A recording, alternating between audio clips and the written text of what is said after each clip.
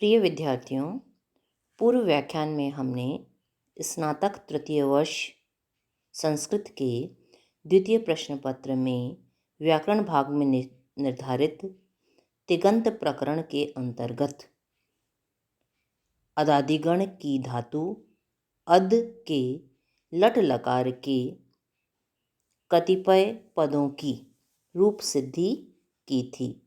उसी क्रम में आगे बढ़ते हुए आज हम मध्यम पुरुष एकवचन अत्सी से अपना अध्ययन प्रारंभ करते हैं।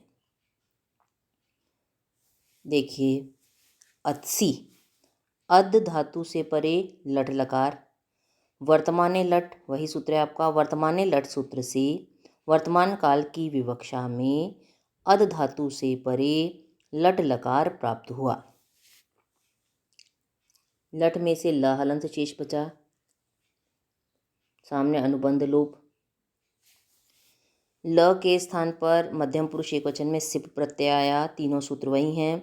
तिप तस जी सूत्र से तिप तस आदि 18 प्रत्यय प्राप्त होते हैं। लह परस्मै पदम सूत्र से लकार के स्थान पर आदिष्ट इन 18 प्रत्ययों की परस्मै पद संज्ञा होती है। और शेषात कर्तरी परस्मै पदम सूत्र से आत्मनेपद के कारणों से रहित अद धातु से परे परस्मै पद में मध्यम पुरुष एकवचन में क्रमशः सिप प्रत्यय प्राप्त हुआ। अब सिप में से सी शेष रह गया, सामने अनुबंध लोप। अगली पंक्ति में अद धातु से परे शप प्रत्यय लाइए। अद शप प्लस सी, दोनों सूत्र वही हैं। तिंशित सार्वधातुकम सूत्र से सिप प्रत्यय की सार्वधातुक संज्ञा होगी और कर्तरी शप सूत्र से कर्तरीवाचक सार्वधातुक प्रत्यय सिप परे होने के कारण अद धातु से परे शप का आगम होगा। अगली पंक्ति में शप का लोप कर दीजिए। अद प्लस सी रह गया आपका। सूत्र है, आपने पढ़ा था प्रथम पुरुष में, अदि प्रभृतिभ्यः शप सूत्र से अदादिगण की धातु अद से परे शप का लोप हो जाएगा। अगली पंक्ति में अद के दकार के स्थान पर तकार आदेश कर दीजिए, सामने सकार होने के कारण। तो अत प्लस सी हो गया। सूत्र है आपका खरी च सूत्र से खर अर्थात सकार परे होने के कारण अद धातु के दकार के स्थान पर तकार आदेश होगा। मिला दीजिए, अत्सी इति सिद्धम। मध्यम पुरुष द्विवचन में बनेगा आपका अत्थ। तो अद प्लस लट लकार, वर्तमाने लट सूत्र से वर्तमान काल की विवक्षा में अद धातु से परे लट लकार प्राप्त हुआ। लट में से ल हलंत शेष बचा, सामने अनुबंध लोप। अब इस लकार के स्थान पर मध्यम पुरुष द्विवचन में आप थस प्रत्यय लाइए। तीनों सूत्र वही हैं आपके। तिप तस जी लह परस्मै पदम और शेषात कर्तरी परस्मै पदम सूत्र से आत्मनेपद के कारणों से रहित परस्मै पद अद धातु से परे मध्यम पुरुष द्विवचन में क्रमशः थस प्रत्यय प्राप्त हुआ। अब अगली पंक्ति में अद से परे शप प्रत्यय लाइए आप। तो अद शप प्लस थस, तिंशित सार्वधातुकम सूत्र से थस प्रत्यय की आपने सार्वधातुक संज्ञा की और कर्तरी शप सूत्र से कर्तरीवाचक सार्वधातुक थस परे होने के कारण अद धातु से परे शप का आगम होगा। अगली पंक्ति में शप का लोप कर दीजिए। तो अद प्लस थस रह गया, सामने आपने सूत्र दिया अदि प्रभृतिभ्यः शप सूत्र से अदादिगणीय अद धातु से परे शप का लोप हो जाएगा। अब अद के दकार के स्थान पर तकार आदेश कर दीजिए, जैसे अभी हमने किया था। अत प्लस थस खरी च सूत्र से थकार यानी खर परे होने के कारण दकार के स्थान पर तकार आदेश होगा। मिला दीजिए, अत्थस बन गया, सामने कोई सूत्र नहीं देना, केवल आपने मिलाया है क्योंकि। अब अगली पंक्ति में सकार के स्थान पर रू आदेश कर दीजिए। अत्थ रू ससजुषो रूह सूत्र से पदांत सकार के स्थान पर रू आदेश होगा। रू में से र हलंत शेष कर दीजिए अगली पंक्ति में, सामने अनुबंध लोप। अब इस रकार के स्थान पर विसर्ग आदेश कर दीजिए। सूत्र आपने कई बार पढ़ चुके हैं, ये बहुत बार आ चुका आपका। खर वसान्योर विसर्जनीय सूत्र से रकार के स्थान पर विसर्ग आदेश होगा और बन गया आपका अतः इति सिद्धम।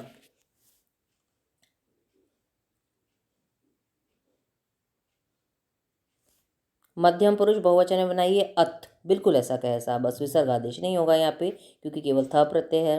देखिए अद प्लस लट लकार लाए वर्तमान लट सूत्र से, लट में से ल हलंत शेष बचा, सामने आपने अनुबंध लोप दिया, ल हलंत के स्थान पर थ आदेश किया, तीनों सूत्र वही हैं आपके। तिप तस जी लह परस्मय पदम और शेषात कर्तरी परस्मय पदम सूत्र से आपने पद के कारणों से रहित परस्मय पद अद धातु से परे मध्यम पुरुष बहुवचन में क्रमशः थ प्रत्यय प्राप्त हुआ। अब अद से परे शप का आगम कर दीजिए। अध हलंत है आपका शप प्लस थ, तिंक्षित सार्वधातुकम सूत्र से थ प्रत्यय की सार्वधातुक संज्ञा और कर्तरी शप सूत्र से कर्तृवाचक सार्वधातुक प्रत्यय थ परे होने के कारण अध धातु से परे शप का आगम होगा। अब शप का लोप कर दीजिए अगली पंक्ति में, तो अध प्लस थ रह गया। अदि प्रभृति व्यह शप सूत्र से अदादि गणीय अध धातु से परे शप का लोप हो जाएगा। अब अगली पंक्ति में अद में जो द है इसके स्थान पर त कर दीजिए सामने थ होने के कारण, तो अत प्लस थ खरी च सूत्र से थकार अर्थात खर परे होने के कारण दकार के स्थान पर तकार आदेश होगा। मिला दीजिए, बन गया अथ इति सिद्धम। उत्तम पुरुष एक वचन में बनेगा आपका अदमी। अद धातु लट लकार वर्तमान लट सूत्र से वर्तमान काल की विवक्षा में अद धातु से परे लट लकार प्राप्त हुआ। लट में से ल हलंत शेष बचा, सामने अनुबंध लोप,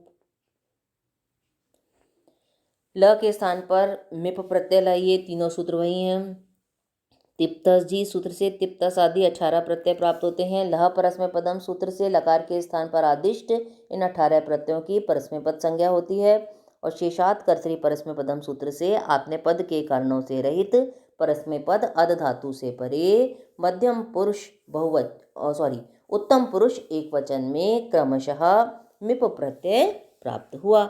मिप में से मी शेष रखिए, सामने अनुबंध लोप, अद धातु से परे शप का आगम करिए, तो अद शप प्लस मी तिंक्षित सार्वधातुकम सूत्र से मिप प्रत्यय की सार्वधातुक संज्ञा होगी और कर्तरी शप सूत्र से सार्वधातुक प्रत्यय कर्तृवाचक सार्वधातुक प्रत्यय मिप परे होने के कारण अद धातु से परे शप का आगम होगा। अगली पंक्ति में शप का लोप कर दीजिए। अदि प्रभृतिभ्यः शप सूत्र से अदादि गणीय अद धातु से परे शप का लोप हो जाएगा। स्पष्ट है। अब मिला दीजिए, अदमी द को त नहीं हो सकता क्योंकि जो म है वो आपके खर में नहीं आता है, तो खर परे न होने के कारण आप द के स्थान पर त आदेश नहीं कर सकते, इसलिए आपने मिला दिया, बन गया अदमी। उसके आगे लिख दीजिए इति सिद्धम। महत्वपूर्ण है आपका। उत्तम पुरुष द्विवचन में बनेगा आपका अद्वह। अद धातु प्लस लट लकार वर्तमाने लट सूत्र से वर्तमान काल की विवक्षा में अद धातु से परे लट लकार प्राप्त हुआ। लट में से ल हलंत शेष बचा, किस किस से लोप करते हैं, अनुबंध लोप लिखेंगे या फिर सूत्र लिखें तो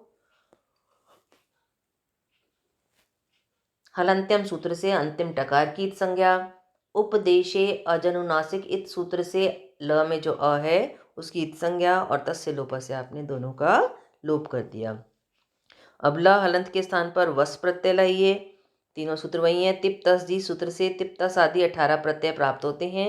लह परस्मय पदम सूत्र से लकार के स्थान पर आदिष्ट इन 18 प्रत्ययों की परस्मय पद संज्ञा होती है और शेषात कर्तरी परस्मय पदम सूत्र से आत्मनेपद पद के कारणों से रहित परस्मय पद अद धातु से परे उत्तम पुरुष द्विवचन में क्रमशः वस प्रत्यय प्राप्त हुआ।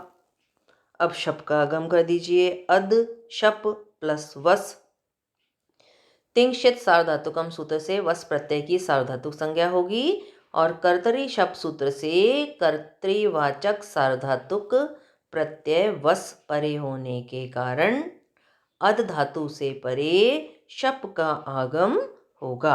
अगली पंक्ति में शप का लोप कर दीजिए। अदि प्रभृतिभ्यः शप सूत्र से अदादि गणीय अद धातु से परे शप का लोप हो जाएगा, तो अद प्लस वस बच गया आपका। अब वह आपका खर में नहीं आता तो दकार के स्थान पर तकार नहीं कर सकते, तो मिला दीजिए, अद्वस बन गया। इसके सामने कोई सूत्र नहीं देना क्योंकि आपने केवल मिलाया है, कोई नया काम नहीं किया। अब अगली पंक्ति में स के स्थान पर रु आदेश कर दीजिए, तो अध्व रु हो गया आपका। स सजुष रु सूत्र से पदांत सकार के स्थान पर रु आदेश होगा।